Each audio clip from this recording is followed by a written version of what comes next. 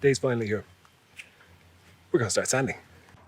So say for this, I've managed to pick up a couple of boxes of 40, 60, 80, 120 grit paper, and then a drill attachment as well, and some Scotch-Brite. Really right now, I just want to get as much of the nasty rust as I can, and then where there's certain elements where the paint is actually flaking, I want to get that as well. Just kind of sand it all down while we can.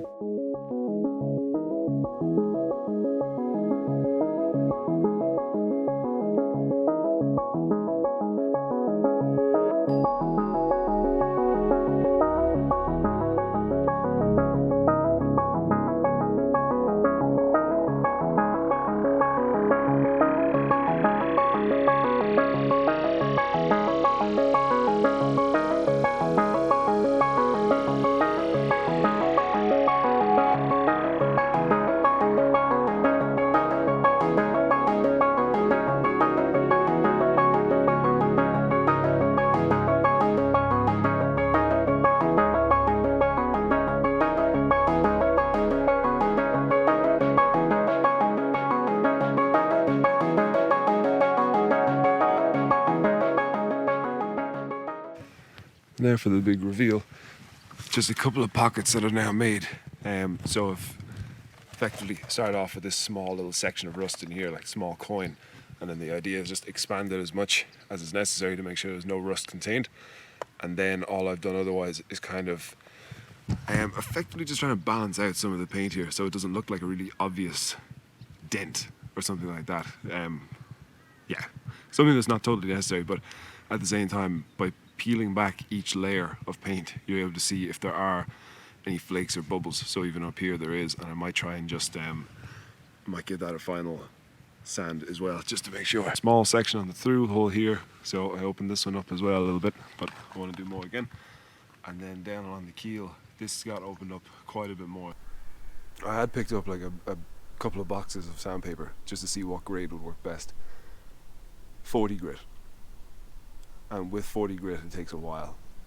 If I had a grinder I'd probably be a much happier man, but at the same time I'm already here. So it's a live and let learn situation. 40 grit sandpaper and a sanding wheel for the drill. Two of them, it works well. That and the wire brush just to break off any of the loose material as well. So moral of the story is there's plenty to sand. It takes a long time, and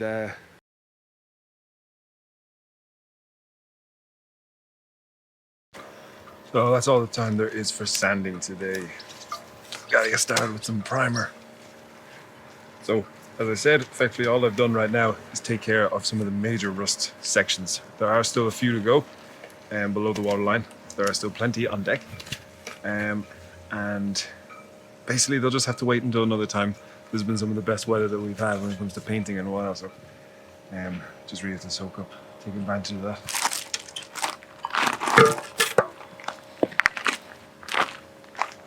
So the primer I'm using for this is Jotun Mastic 90, and for that it's a 3.5 to 1 mixing ratio.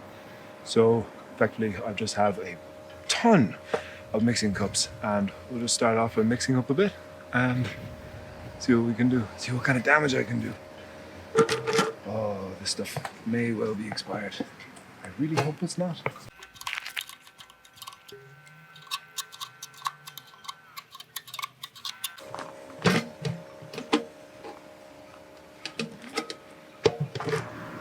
To start off, I'm going to give these two a good mix because they could nearly be out of date. Oh, that's strong. And you guessed it, you got some nice technical stirs for this as well. So let's do some damage.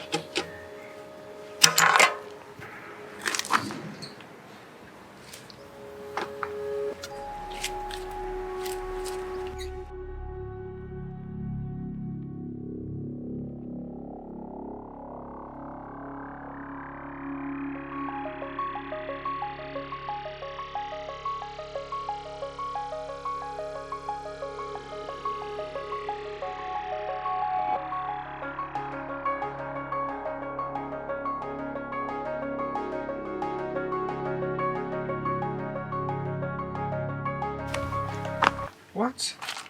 Oh, that's weird. It's like 40 minutes. I've been gone like 40 minutes and somebody just mixed all this stuff together. Anyway, take one sacrificial cup.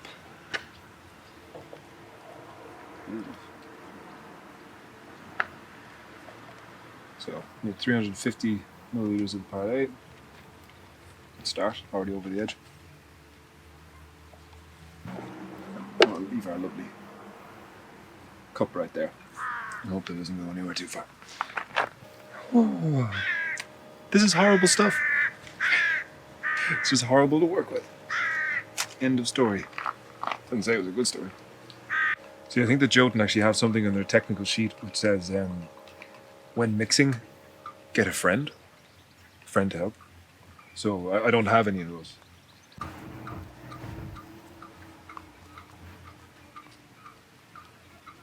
And we are good. Okay.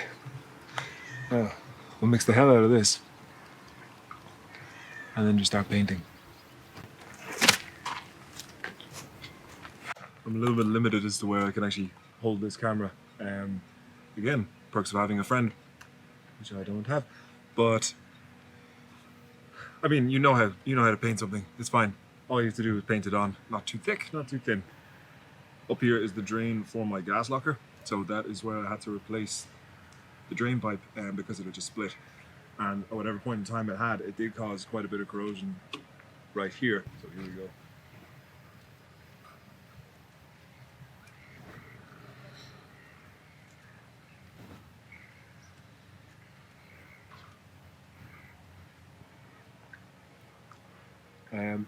Now the other thing that I realized while I was sanding some of the paint, the reason behind it could be due to its age, it could have been the application, it could have been a number of different factors.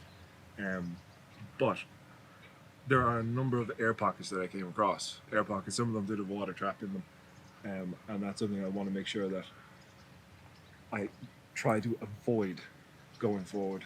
So same as the roll and tip method, the idea of using a foam roller in order to lay out the paint evenly and quickly. The issue with the foam is that all of the cells in it actually create air pockets. So that's why we use a foam, that's why you use a brush afterwards in order to literally burst those air bubbles. As well as that, obviously it does have more of a cosmetic appeal. I'm more interested from a mechanical point of view, as in the paint should actually have better adhesion.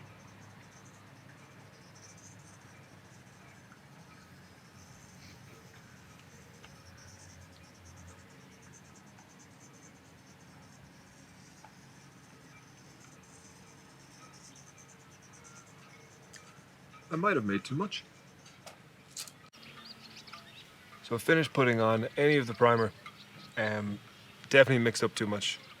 Way too much. I think that it was something in my head of the amount of time I spent sanding should somehow equivalent to the amount of paint that should be going on. It's not true at all. And it's always this really funny feeling. Funny is one word. Destroying is another.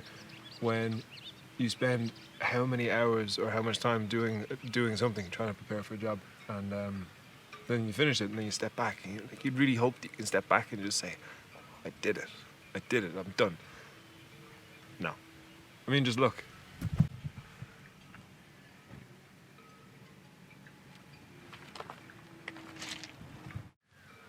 I'd say that one of the nice things going forward is that this is all the bulk rust from below the waterline out of the way. But even lessons learned, for example, get a grinder. A grinder would be much faster. Things like that. Get a grinder, particular method of cleaning, because when I did start cleaning, let's say if you use fresh water, flash rust, use a degreaser, an instant smear against the anti-fouling that's on it. But at the same time, that is all of the worst sections gone, and that's good. It's really just a couple of more superficial areas that are left. I shouldn't say that. What appears to be a couple of superficial sections. No doubt they'll turn out to be bigger. In any case, the paint has now been mixed.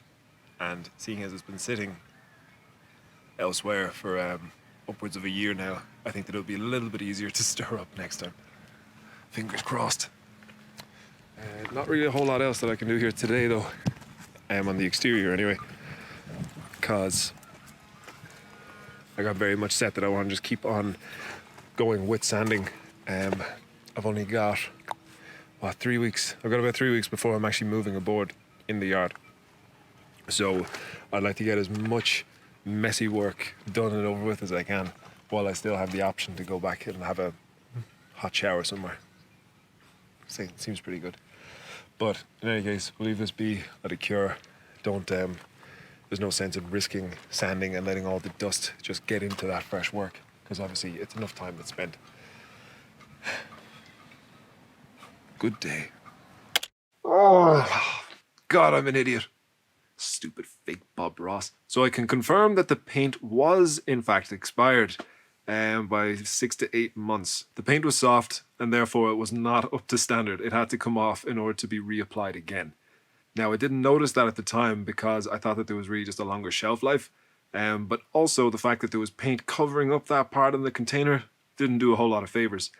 So whether this came down to the fact that it was expired, it's only by a few months, what I would assume more so is that in mixing the two separate parts, so the part B was fine, it's really just an epoxy type. But as for the part A, because it was nearly a separation of pigment to water, as I started to mix that back together, it became more viscous. And during that, it's very likely that some of those solids were actually just left in suspension within the paint rather than fully dissolving back. Now, I'm not too sure. I don't have the answers. I can only say that after all that paint came off again.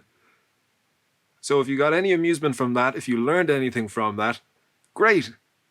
Biggest thing, get a friend. Get a friend to help. Second set of eyes. That's everything you need. Again, thank you so much for watching. If you enjoyed, please like and subscribe. You'll get to see me along the way making more mistakes and then hitting myself for it.